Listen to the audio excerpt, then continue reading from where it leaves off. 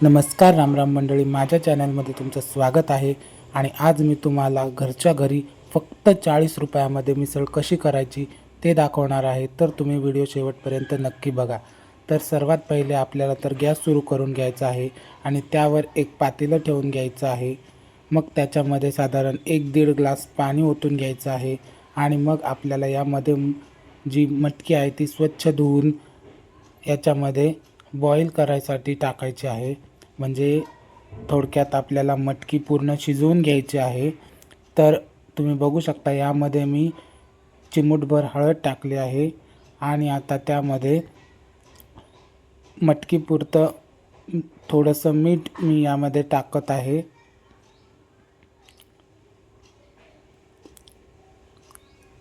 आणि आता ही मटकी आपल्याला चांगली शिजवून घ्यायची आहे.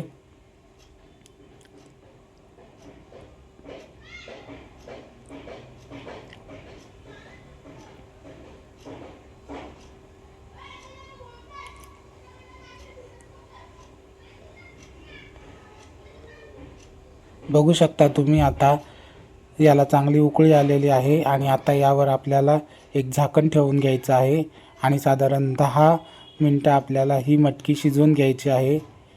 साधारण 5 मिनटाने आपल्याला मटकी शिजली का नाही हे चेक करायचं आहे. तर तुम्ही व्हिडिओमध्ये बघू शकता इथे मी 5 मिनटं झाले आहेत आणि आता मटकी शिजली की नाही ते चेक करत आहे. तर अजून काही मटकी शिजलेली नाही आहे. अजून 5 मिनटं तरी आपल्याला हे मटकी शिजवून घ्यावी लागणार आहे. त्यामुळे परत मी यावर झाकण ठेवलं आणि आता बघू शकता तुम्ही अशा प्रकारे आपली मटकी शिजून तयार आहे. आता आपल्याला मिसळ बनवण्यासाठी जो कट बनवावा लागतो तो आता बनवायचा आहे. थोडक्यात आपल्याला यासाठी रस्सा जो असतो मिसळसाठी तो रस्सा आपण इथे बनवणार आहोत. तर सगळ्यात पहिले आधी मी गॅसवर एक कढई ठेवली आहे आणि त्याच्यात साधारण 2 चमचे तेल टाकून घेतलेलं आहे.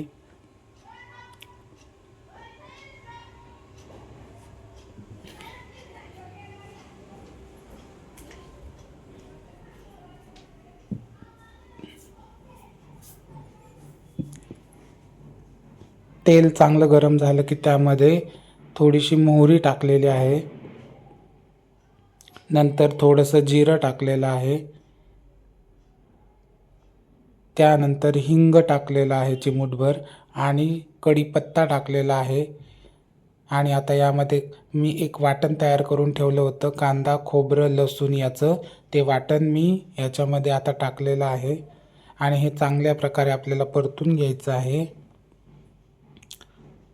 हे वाटण आपण चांगल्या प्रकारे परतून घेतल्यानंतर याच्यामध्ये आपल्याला आत्ता हळद टाकायची आहे, अगदी चिमूटभर, कारण आपण मटकीमध्ये पण टाकली. त्यानंतर लाल तिखट, हे तिखट तुम्ही तुमच्या बेताने घालायचं आहे.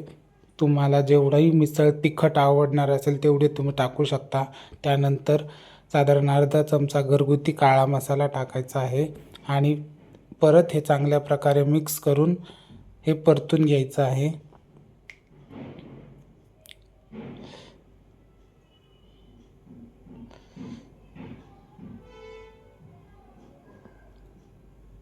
आता यामध्ये थोडंसं पाणी टाकून घ्यायचं आहे जेणेकरून हा मसाला करपणार नाही. आणि नंतरून आपल्याला हवं तेवढं आपण यामध्ये पाणी टाकून घ्यायचं आहे.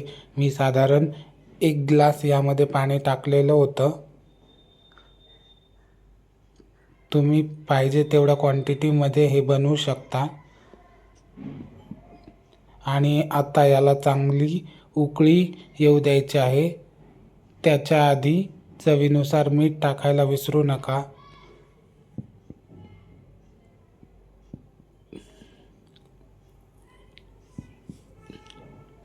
बघू शकता तुम्ही अशा प्रकारे आपला हा रस्सा तयार झालेला आहे.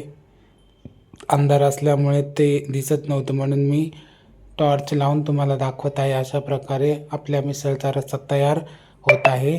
आणि बघू शकता तुम्ही याला एक उकळीसुद्धा आलेली आहे. साधारण 5 मिनटं तरी आपल्याला ही चांगल्या प्रकारे उकळी करून घ्यायची आहे. तेव्हाच आपला मिसळचा रस्सा जो आहे तो झणझणीत होणार आहे. तर तुम्ही बघू शकता याच्यामध्ये मी थोडीशी कोथिंबीर टाकलेली आहे आणि आपला रस्सा फायनली तयार झालेला आहे. आता आपल्याला जे पाव आहेत ते थोडेसे बटरवर भाजून घ्यायचे आहेत। तर यासाठी मी गॅसवर तवा ठेवलेला आहे आणि त्यानंतर बटर तव्यावर थोडंसं फिरवून आता मी हे पाव भाजून घेणार आहे दोन्ही साईडनी। पाव मी मधून कापून घेतलेले आहेत आणि ते दोन्ही साईडनी आता मी भाजून घेणार आहे, जेणेकरून ते आपल्याला खाताना मस्त लागतील। आणि साईड बाय साईड मिसळ जी आहे ती सुद्धा मी गरम करायला ठेवलेली आहे। तर अशा प्रकारे मी साधारण अर्धा डझन पाव म्हणजे 6 पाव मी गरम करून घेतलेले आहेत दोन्ही साईडनी।